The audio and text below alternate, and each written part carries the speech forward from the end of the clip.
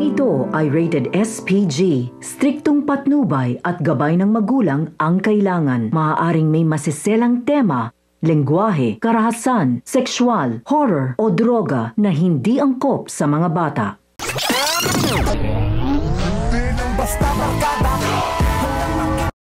Dahil sa kabayanihang ito na ginawa ni Tanggol ay hindi lang sa San Dimas, Quiapo o Maynila babango ng husto ang kanyang pangalan, kundi sa buong Pilipinas. Dahil paparangalan siya ng Pangulo ng Pilipinas bilang makabagong bayani ng bansa. Dahil dito ay tiyak na ang pagkapanalo ni Tanggol na siyang ikinabahala ng mga gerero dahil kahit anong paninira ang gawin nila tungkol sa nakaraan ni Tanggol ay tila kabaliktaran ang nangyayari. Lalong umaangat sa sorbet si Tanggol habang sila ay lumalagapak ng husto. Sa kabila nito ay patuloy na ipinagdadasal ni Tinding ang kaligtasan ng kanyang apo na si Tanggol. Kilala niya kasi ang mga gerero na patalikod kung magtrabaho. Binigyan ng Pangulo ng pagkakataon si Tanggol upang makapagsalita ng live sa telebisyon at buong Pilipinas ay nakaantabay.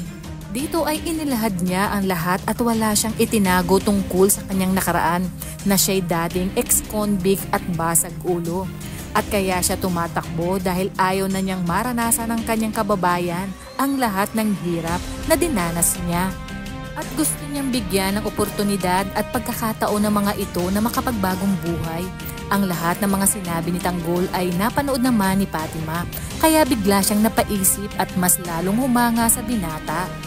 Sinabi niya sa kanyang sarili na si Tanggol ang makakatulong sa kanya, kaya napagpasyahan niyang kausapin ito ng personal at humingi ng tulong dahil ginagamit umano siya ng mga gerero, lalong-lalo na sa Miguelito upang magpabango muli sa mga tao. Kaya naman sinabi ni Tanggol na wag na itong pupunta ng mansyon ng mga gerero. Nagpresenta naman si Fatima na nagpakatotoo sa kanyang nararamdaman.